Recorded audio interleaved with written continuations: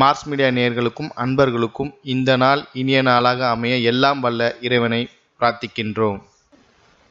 இந்த சேனல் உங்களுக்கு பிடிச்சிருந்தா மறக்காம சப்ஸ்கிரைப் பண்ணுங்க, ஷேர் பண்ணுங்க, லைக் பண்ணுங்க, கமெண்ட் பண்ணுங்க. எனதுரிமை கடகராசி நேயர்களே, இந்த பதிவில் நம்ம என்ன பார்க்க போறோம் அப்படின்னா 2024ஆம் ஆண்டு ஆகஸ்ட் மாத ராசி பலன். இந்த ஆகஸ்ட் மாசத்துல உங்களுக்கு எந்தெந்த கிரகங்கள் அற்புதமா வேலை செய்ய போறது, எந்தெந்த கிரகங்கள் மூலமா கவனமா இருக்கணும், பரிகாரமா என்ன பண்ணினா ரொம்ப விசேஷம் அப்படிங்கிறத பத்திலாம் நம்ம இப்ப தெளிவா ஆராய்ந்து பார்க்க போறோம்.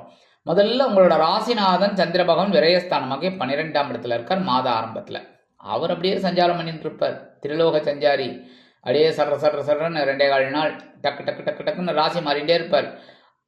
ஆக இந்த சந்திர பகவான் விரய ராசியில இருக்கிறதுனால உங்களுக்கு இந்த மாசம் அநேகமாக செலவுகள் நிறைந்த மாதமா இருக்கும்.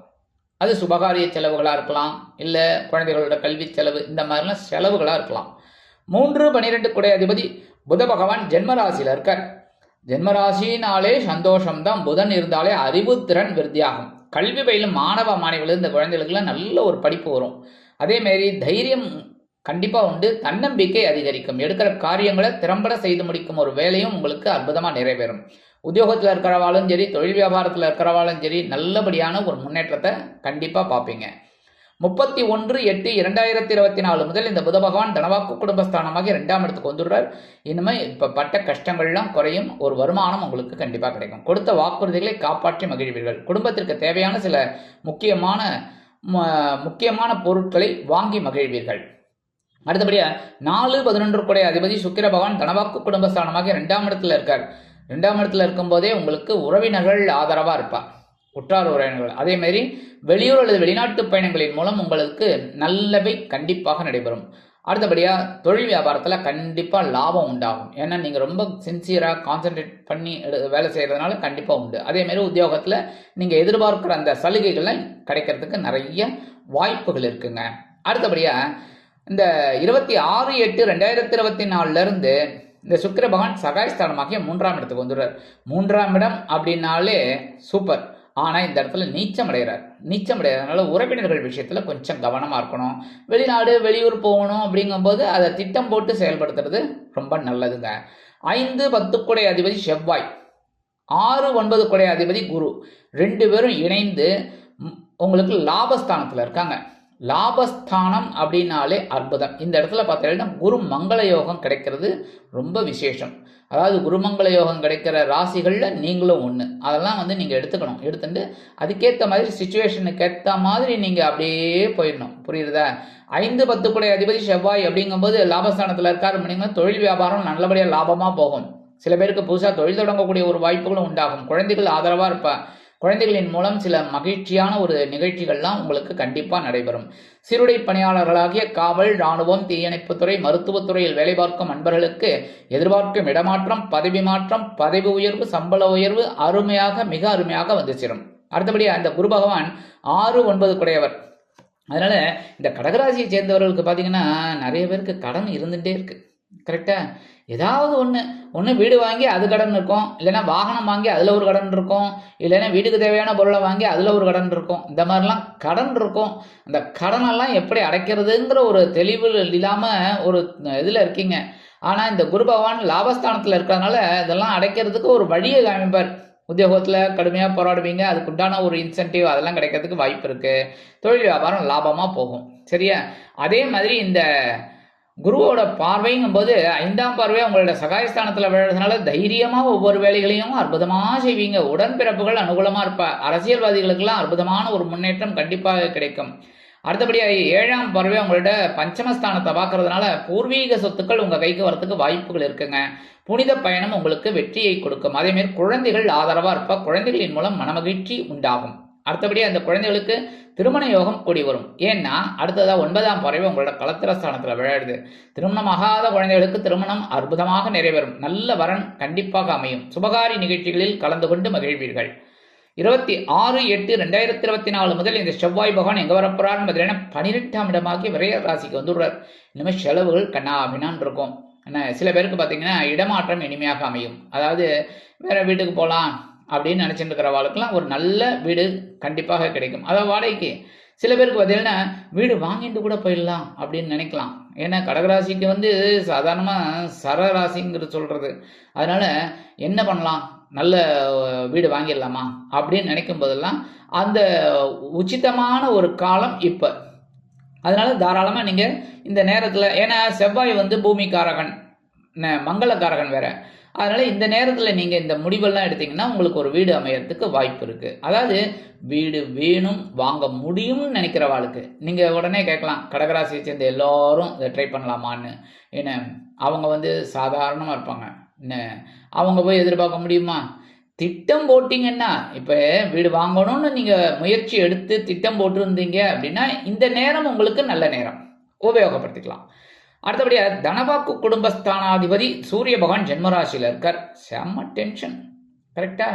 உத்தியோகத்திலையும் சரி, தொழில் வியாபாரத்திலையும் சரி, குடும்பத்திலையும் சரி, கணவன் மனைவி ஒற்றுமையும் சரி, குழந்தைகள் அக்கம் பக்கம், அப்பப்பப்பப்பா டென்ஷன் டென்ஷன் டென்ஷன். ஏன்னா காசு எதிர்பார்க்குற மாதிரி வரல. அப்போ என்ன ஆகும்? டென்ஷன் தான். No tension, relax please. ஃப்ரீயாக இருங்கோ, கண்டிப்பாக நல்லது நடக்கும். ஏன்னா ஒவ்வொரு விஷயத்தையும் நீங்கள் ஆராய்ஞ்சு ஒவ்வொன்றா செய்யுங்க, கண்டிப்பாக உங்களுக்கு சக்ஸஸ்ஃபுல்லான ஒரு இது கிடைக்கும். அடுத்தபடியாக எல்லாத்துலேயும் அனுசரித்து போயிடுங்க, அவ்வளோதான். அதாவது நம்ம பேசுறது தாங்க, அனாவசியமான ஒரு பேச்சை பேசினா தான் அது பிரச்சனை பெருசாகும். அப்படியே அனுசரித்து போயிட்டீங்க அப்படின்னா முடிஞ்சு போச்சு, நல்லபடியாக இருக்கும். 17/8/2024 இந்த சூரிய பகவான் தனவாக்கு குடும்பஸ்தானாதிபதி தனவாக்கு குடும்பஸ்தானமாகி 2ஆம் இடத்துக்கு வந்து ஆட்சி அமைச்சு சூப்பராக சஞ்சாரம் பண்ணுற நேரம் உங்களுக்கு ஜாக்பாட். உடல் ஆரோக்கியம் சிறப்பாக இருக்கும். எதிர்பார்த்த அந்த தனவரவு தாராளமாக வந்து சேரும். வருமானம் உயர்ந்து வரும். அதே மாதிரி சில பேருக்கு சேமிப்புகள் அதிகரிக்கலாம். கொடுத்த வாக்குறுதிகளை காப்பாற்றி மகிழ்வீர்கள். குடும்பத்திற்கு தேவையான சில முக்கியமான ஒரு பொருட்களை வாங்கி மகிழ்வீர்கள். உத்தியோகத்தில் முன்னேற்றம் அதிகரிக்கும். தொழில் வியாபாரம் சிறப்பாக அமையும். அடுத்தபடி 7-8 குடை அதிபதி சனீஸ்வர பகவான் அஷ்டம ராசியில் இருக்கார். அப்பா, அஷ்டமம் அப்படின்னாலே எல்லாருக்குமே ஒரு தூக்கி வாரி போடும். 8 ஆஹா அப்படின்னு. ஆனால் என்ன பண்ணுறது பாருங்க, வண்டி எடுத்தால் கூட என்ன, ஒரு லைசன்ஸ் வாங்க போனீங்க அப்படின்னா என்ன, ஒரு 8 போட்டு காமியும்பாங்க. என்ன கரெக்டா? ஒரு 8 போட்டு 8ன்னா அவ்வளோ டென்ஷன். என்ன அந்த டென்ஷனோடு அந்த 8 போட்டிங்க அப்படின்னா லைசன்ஸ் கிடச்சிரும். அதான். அதனால இந்த 8ங்கும்போது அஷ்டமாதிபதி அஷ்டமராசியில் இருக்கார் அப்படின்னாலே கொஞ்சம் கஷ்டம்தான். ஆனால் இவர் இப்போ சனீஸ்வர பகவான் வக்ரகதியில் இருக்கார். ஸோ ஓரளவுக்கு உங்களுக்கு அனுகூலம் இருக்குன்னாலும் உடல் ஆரோக்கியத்தில் கொஞ்சம் அக்கறை எடுத்துக்கோங்க. மருத்துவ செலவுகள் வரலாம். அதேமாரி வாழ்க்கை துணையோட உடல் ஆரோக்கியத்திலையும் கவனம் எடுத்துக்கோங்க. தொழில் வியாபாரத்தில் கூட்டாளிகள் எல்லாம் கொஞ்சம் அனுசரித்து போகிறது ரொம்ப நல்லதுங்க. அதேமாரி உத்தியோகத்தில் சக ஊழியர்களை கொஞ்சம் அப்படியே தட்டி கொடுத்து வேலை வாங்குறது ரொம்ப ரொம்ப நல்லது. அடுத்தபடியாக ராகு பகவான் பாக்கியஸ்தானமாகி 9ஆம் இடத்துல இருக்கார். ஓரளவுக்கு பரவாயில்லை. உங்களுக்கு எடுக்கிற காரியங்களை தைரியமாக செய்கிறீங்க, ஓரளவுக்கு பரவாயில்லை. தந்தையார் ஆதரவாக இருக்கா, தந்தை வழி உறவினர்கள் ஆதரவாக இருக்காங்க. எடுக்கிற காரியங்கள் ஒரு அற்புதமாக நிறைவேறுது.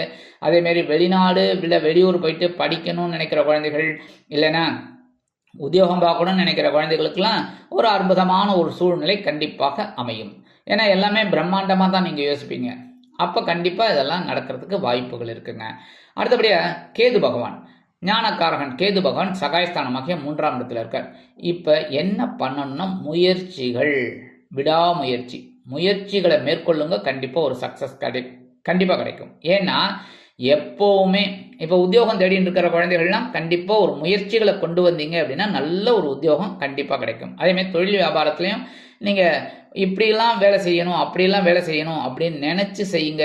கண்டிப்பாக ஒரு நல்ல நல்ல காரியங்கள்லாம் உங்களுக்கு அற்புதமாக நிறைவேறும். மற்றபடி கேது பகவானோட இடத்துல கொஞ்சம் குருவோட பார்வையும் விழறதுனால உங்கள் மனசில் கொஞ்சம் தெளிவு இருக்குது. ஆனால் சில நேரங்களில் குழப்பமும் இருக்குது. ஏன்னா உங்களோட ராசிநாதன் சந்திர பகவான். அதனால் A+B அப்படின்னாலே என்னடா இது அப்படிங்கிற மாதிரிலாம் இருக்கும். சரியா? ஆனால் டக்கு டக்கு டக்கு டக்கு டக்குன்னு நீங்கள் ஈஸியாக இது பண்ணணும். A+B² = A² + 2AB + B². டக்குன்னு சொல்லணும். அந்த மாதிரி மனசில் தெளிவை கொண்டு வந்து எல்லாத்துலேயுமே ஒரு முக்கியமாக சில காரியங்களில் செஞ்சீங்க அப்படின்னா கண்டிப்பாக உங்களுக்கு எல்லாமே சக்ஸஸ்ஃபுல்லாக முடியும். கவலையே பட வேண்டாம். சரி, பரிகாரமாக என்ன பண்ணினா ரொம்ப விசேஷம் அப்படின்னு பார்த்தீங்கன்னா மகாலட்சுமி தாயாரை வழிபாடு பண்ணுங்க. சரியா? ஏன்னா சுக்கிர பகவான் அற்புதமான ஒரு தன வரவை உங்களுக்கு கொடுப்பார். அடுத்தபடியாக திருவத்தியூர் வடிவுடை அம்மன் கோயிலுக்கு போயிட்டு வாங்கோ. சென்னையில் இருக்கிறவா ஈஸியாக போகலாம், மற்றபடி இருக்கிறவா வந்து பாருங்க முடியுமான்னு. இல்லையா நீங்கள் அம்பாள் உங்கள் ஊரில் என்னென்ன அம்பாள் பக்கத்தில் இருக்காங்களோ அங்கே போயிட்டு அம்பாள் தரிசனம் பண்ணிட்டு வர்றது ரொம்ப விசேஷமான பலன்களை உங்களுக்கு கண்டிப்பாக கொடுக்கும். அடுத்தபடியாக நவ கிரகங்களில் உள்ள சனீஸ்வர பகவானிற்கு சனிக்கிழமைகளில் எல் தீபம் ஏற்றி வழிபாடு பண்ணுங்க. இந்த சின்ன சின்ன பரிகாரங்கள் பண்ணினாலே 2024ஆம் ஆண்டு ஆகஸ்ட் மாதம் அற்புதமான ஏற்றம் தரும் மாற்றம் தரும் இனிமைகளை அள்ளித்தரும் மாதமாக அமையும் என்று கூறி விடைபெறுகிறேன். நன்றி, வணக்கம். மீண்டும் ஒரு அருமையான பதிவில் நான் உங்களை மனமகிழ்ச்சியோடு சந்திக்கிறேன். வாழ்த்துக்கள். வாழ்க வளமுடன். இந்த சேனல் உங்களுக்கு பிடிச்சிருந்தா மறக்காம சப்ஸ்கிரைப் பண்ணுங்க, லைக் பண்ணுங்க, ஷேர் பண்ணுங்க.